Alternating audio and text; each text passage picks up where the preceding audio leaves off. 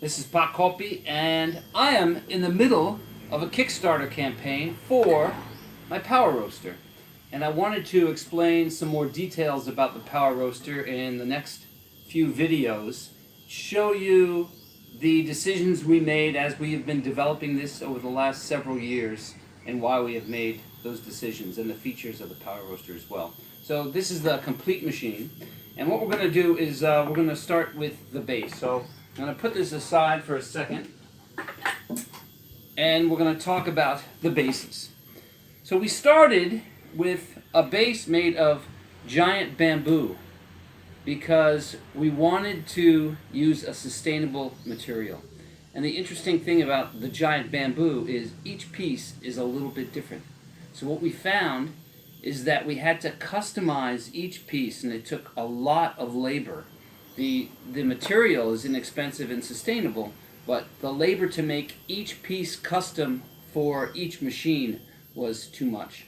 So then what we decided to do is to use a wood that's sustainably sourced, and we found a guy, a Russian guy, his name is Eugene, does amazing work with wood, and he uses sustainably sourced wood from Java, and he actually uses the roots of trees that have been long since cut down, that are in the ground, digs up, and they make an incredible grain. So that's how we came up with the design of the base, and the grain is different on all these, you can see it, but it allows us to cut panels in these pieces and set up more of a production which is not as labor intensive. Material cost is more, but the labor cost is not as much.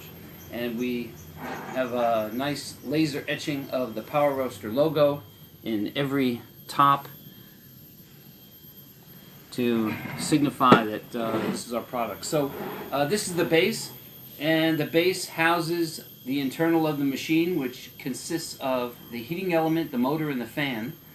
Now, I'm not going to show you details about that. We've been asked for part numbers and specific schematics on that, and we feel that that is proprietary information, that is intellectual property. We've spent years testing many different kinds of fans, motors, heating elements, and we've settled on what we think that works incredibly well, powerful.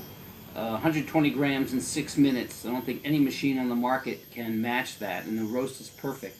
So we're not going to show specific internal part numbers and how this machine is made. If you want to buy one and reverse engineer it, that's up to you, but we're not going to give that information away freely.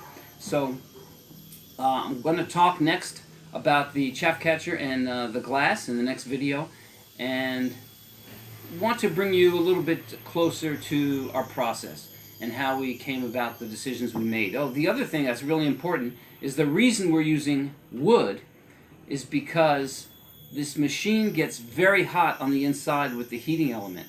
And if any plastics, metals are used, they retain the heat.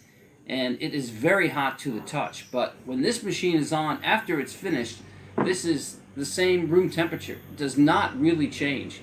And this is from two factors. One is the material, and the other is that we need the room inside the machine for that heat to be able to dissipate. So the heating element is not in contact directly with the wood. It's not going to cause a fire. It's not harmful to the wooden base in any way. And the wood works great because it doesn't transfer the heat, and it's room temperature to the touch even after the roasting is done. Okay, that's it for the base part, and the next video we're going to talk about the chaff catcher. Thanks, coffee lover. Tune in again. This is Coffee University, and I'm Pot Copy.